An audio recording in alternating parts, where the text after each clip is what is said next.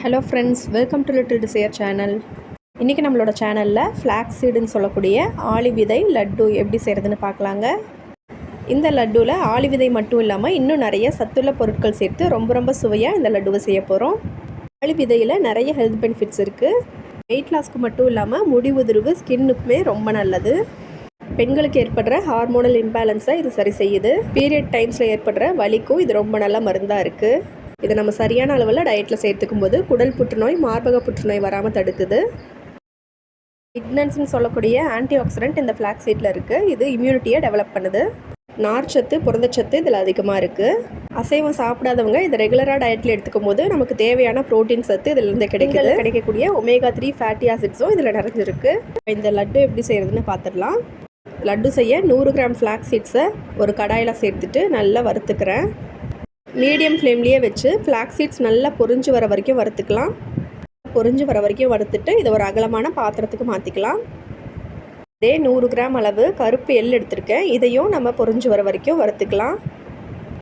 ஆளி விதைகளை ஒரு நாளுக்கு 1 டீஸ்பூன் அப்படிங்கிற அளவுக்கு தான் எடுத்துக்கணும். இந்த லட்டுவில் நம்ம மற்ற பொருட்களும் சேர்த்து செய்கிறதுனால ஒரு நாளைக்கு 1 லட்டு அப்படிங்கிறது ஒருத்தருக்கு சரியாக இருக்கும். எள் நல்லா வெடிச்சு வர வரைக்கும் வறுத்துட்டு இதையும் நம்ம அந்த பாத்திரத்துக்கு மாற்றிக்கலாம். அடுத்ததாக இதில் 150 கிராம் அளவுக்கு வேர்க்கடலை சேர்த்துக்கிறேன். இது வறுத்த வேர்க்கடலை தான், அதனால் லேசாக வறுத்தா போதும். இதை ஒரு 2 நிமிஷத்துக்கு வறுத்துட்டு இதையும் நம்ம அந்த பவுலுக்கு ட்ரான்ஸ்ஃபர் பண்ணிக்கலாம்.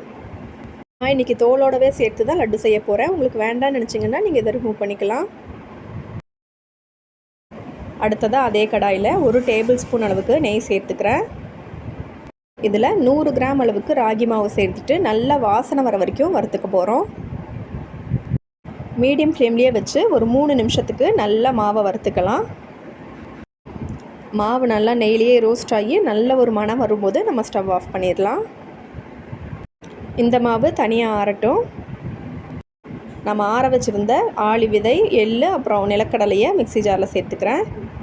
இதை பல்ஸ் மோடில் நல்லா பவுடரை அரைச்சிட்டு வந்துடலாம். அரைச்சிட்டு வந்ததும் நம்ம ஆற வச்சுருந்த ராகி மாவையும் இதிலேயே சேர்த்துக்கலாம். நம்ம இனிப்புக்கு தேவையான அளவு நாட்டு சர்க்கரை சேர்த்துக்கலாம். நான் இன்றைக்கி 100 கிராம் நாட்டு சர்க்கரையை இதில் சேர்த்து அரைச்சிக்க போகிறேன். எல்லா பொருட்களையும் அரைச்சிட்டு வந்தாச்சு. இதை ஒரு மிக்சிங் பவுலுக்கு மாற்றிக்கிறேன். இதில் 2 டேபிள் ஸ்பூன் அளவுக்கு உருக்குன நெய் சேர்த்துட்டு நல்லா கலந்து விட்டுக்கிறேன்.